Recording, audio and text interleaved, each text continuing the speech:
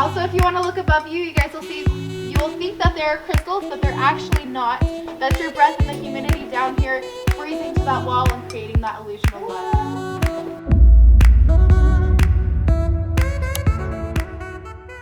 Alright guys, welcome out to the Shoshone Ice Caves. My name is Abby and I will be your guys' tour guide for today. This is about a 45-minute tour and 3/4 of a mile round trip. Please stay on the trail at all times and no picking up any of the rocks or vegetation. Alright guys, happy Mother's Day and let's go see a cave.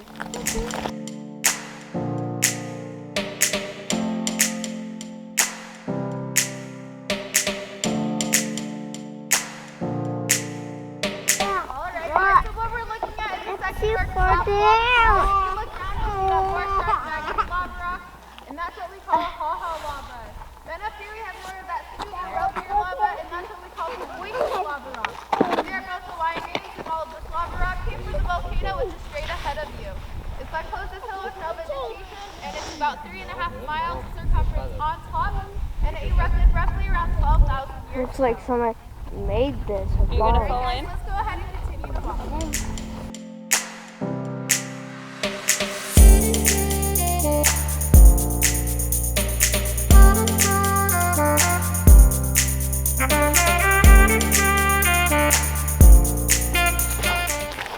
Alright guys, so these are our Cordillean people, our ancestors, and they lived here several years ago.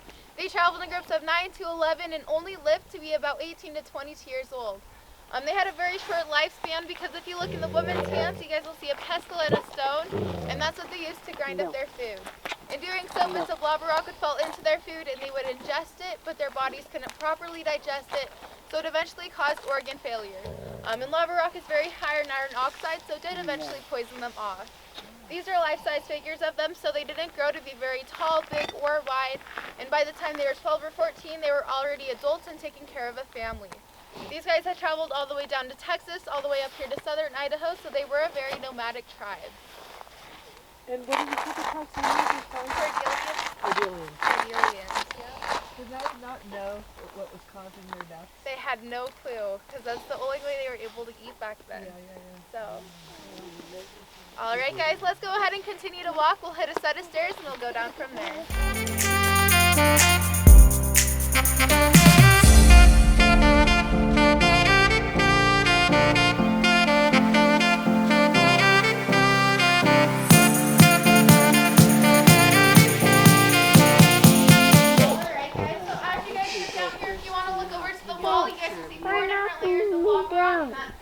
Lava rock separates each layer. This is due to the flowing and the cooling of the lava, and the different layers are made of a ha-ha lava and Boy lava rock. You guys will also see 3 different colors up on that wall. You guys will see that green, that red, and that white. All of your green is your lichen, all of your red is your iron oxide, so that's more of your rust, and all of your white is your calcium carbonate, so that's your hard water deposit.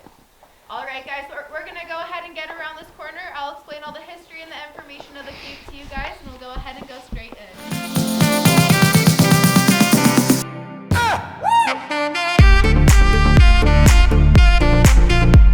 Alright guys, so a family back in 1884 owned a herd of sheep and they had lost 2 sheep. So they sent their 10-year-old boy named Alpha Kinsey out to find them. And the boy found them drinking from a puddle of ice water, and back then the opening was 2 feet by 2 feet, so you can imagine that somewhere in this area. The boy went home and told his family and friends about what he had found, and they started to come down here and harvest the ice for themselves, because back then there was no refrigeration. Then slowly the city of Shoshone was able to find out about the ice in this cave, and they wanted to keep it for themselves, so they started to come down here and harvest the ice, set them in big ice boxes filled with sawdust and straw, and send them by railroad cart to places all across the U.S., stretching all the way from Oregon all the way to New York. They had blown out this front wall and a portion of the back wall, which we'll see later on in the tour, and it had allowed a bunch of hot air to come rushing in. And so we had this gentleman named Dressel Robinson who wanted to restore the natural properties of the cave. So this is a replica of the front wall that he made, and then we'll see his patching job later on in the back, and I'll mention him throughout the cave. Because he was able to do this, he was able to restore the natural refrigeration system of the cave, and that's how ice is able to refreeze in there once again. Because this cave does have ice in it, Shoshone became one of the first places to be known for having ice-cold beer year-round, so that's where a lot of its popularity came from.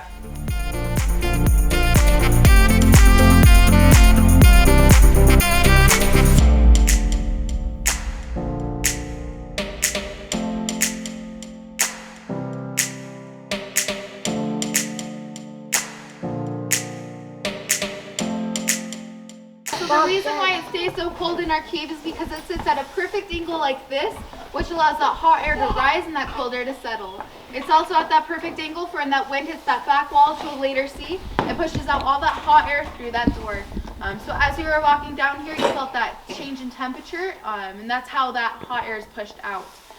So it is like a refrigerator at home. It's just a natural phenomenon in the middle of nowhere.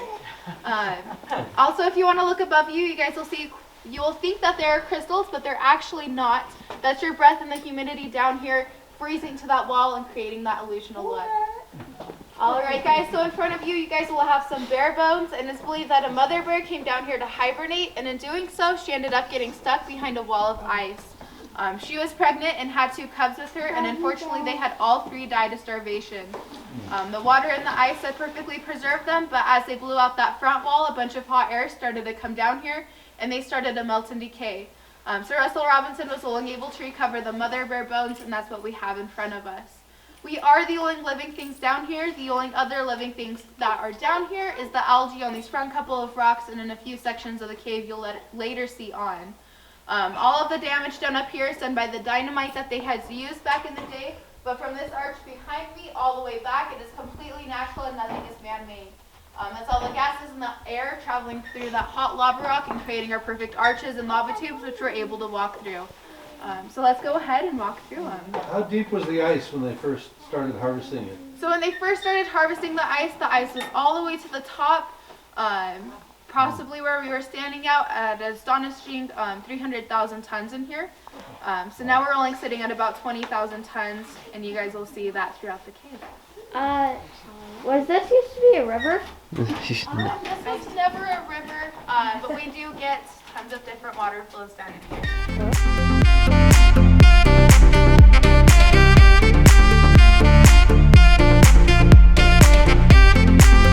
The circle in the ice right here is caused by a halogen light that they set down here when they first started harvesting the ice. And halogen lights burn very hot, so it ended up melting and refreezing the ice multiple times, and that's how we get those circular shapes. Kids will come down here and see it as a wishing well and start throwing coins in, so that's why we have so many down there today. The deepest part of the ice in this general area is about 4 feet deep, but it will generally get deeper as we enter to the back of our cave. Alright. As you guys are all walking along this stretch right here, feel free to look up and look at our natural pressure belt. That's up here in this area. You guys will see a different angle of that on the way back. You can make a wish too. You have to wish that I will win $10 million, okay? Throw it in there. I'm rich, thank you.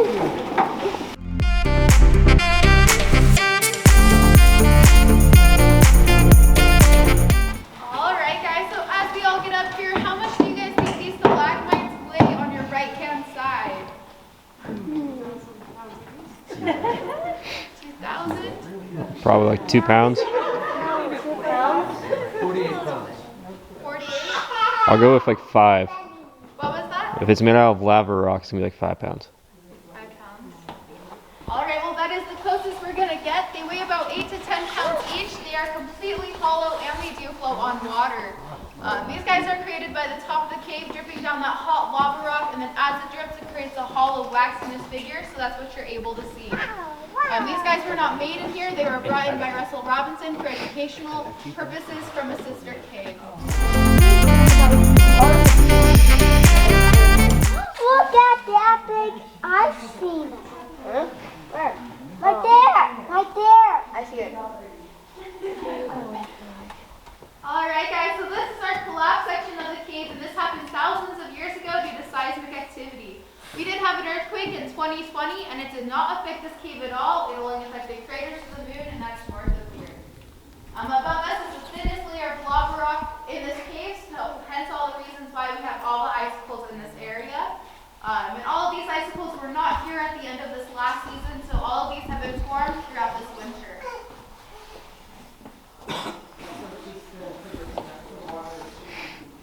Right, yeah. Lava rock is very porous, so it allows all that rainfall and that snowmelt just to make its way through that lava rock and into the cave. And then once it enters the cave, it just continues to freeze.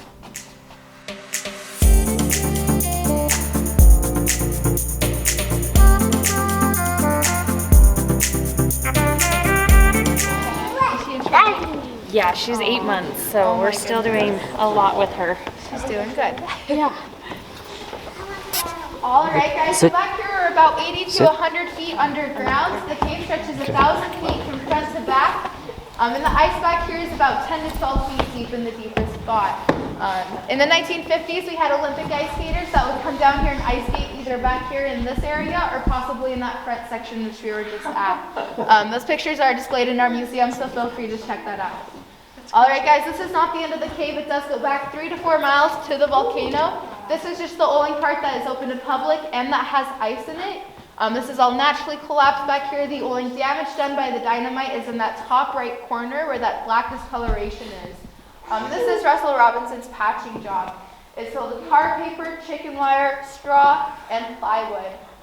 He wanted to replicate the porousness of the lava rock as much as he could, and in doing so, he was able to restore that natural refrigeration system down here. 3, 2, 1. All right, guys, so these rocks displayed in front of you are found in a 100-mile radius around here, and they have a special pigment in them called fluorites, which allows them to glow underneath the black light. It is also told that hippies brought them down here, but there's no factual evidence of that. And who brought them down? Hippies? Oh, the hippies. They caused all kinds of problems. All right, guys, then if you want to turn around, you guys will be able to see the Gothic Arch.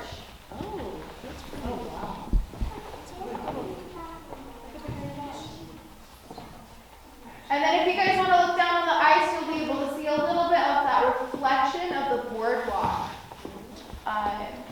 In the summer months, you do get a few inches of water down here, and it reflects perfectly as mountains would on a lake.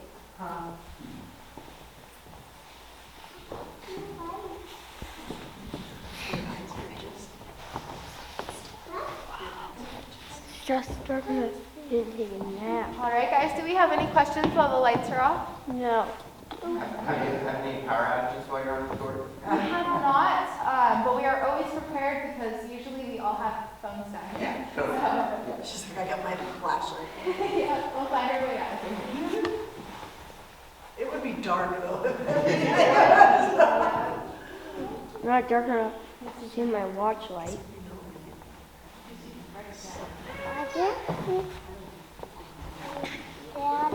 I turned off my watch. All right, guys, I'm going to go ahead and turn on those lights. If you guys want to look down in 3, 2, 1.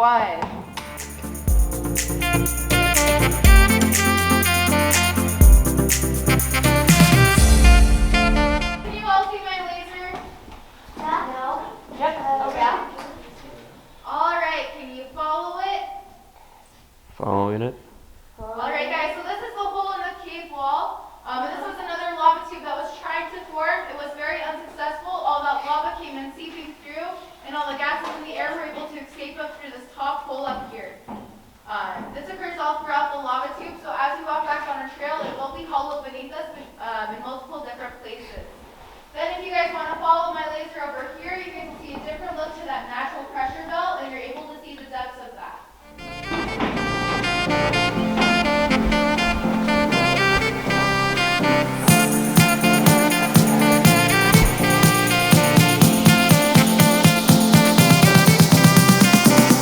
As you walk, have any of you guys welded in here? You have any welders? So it's more of that slag that you get after you weld, and you can see that along the wall as you guys walk here. So it is all natural.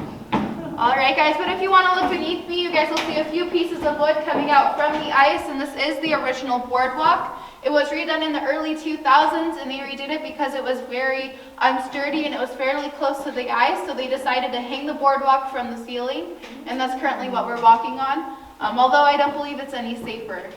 Yeah. Also, you guys will see a little bit of that river effect coming in through the ice right here, and this is just your rainfall and snowmelt coming in through that door and creating that water effect.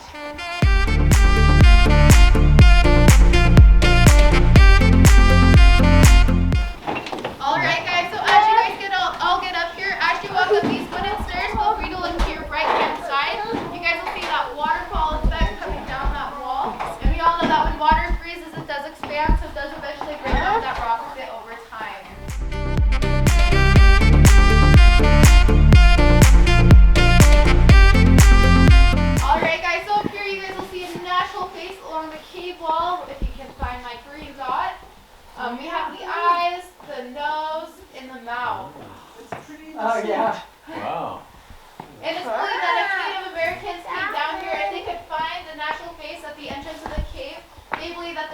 sacred and safe to go into.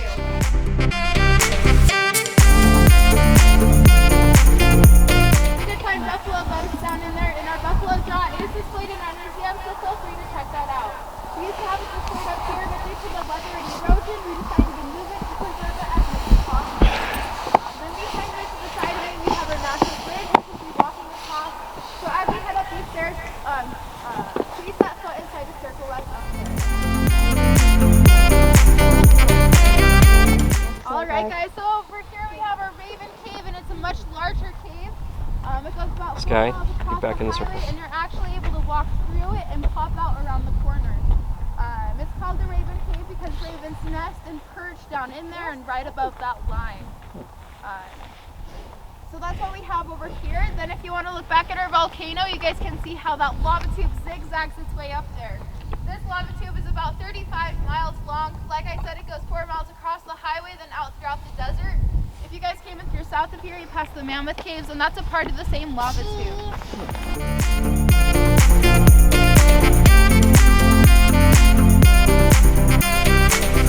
So from this point of the tour, we're going to go ahead and head back to our gift shop. I'll say a few things, and you guys can go enjoy the rest of your Mother's Day. I've never felt so alive in my life, 'cause you make me come to life every time I'm free. Oh, and I'm loving all that you do. Can't you see? Not what? I'm crashing right into you. No, not what? Good call. Oi. I'm crashing right into you. I'm free. Oh, and I'm loving all that you do. Can't you see? I'm crashing right into you. Yeah, I'm free falling. Can you hear me calling for you? Yeah, I'm free falling. I'ma keep on falling.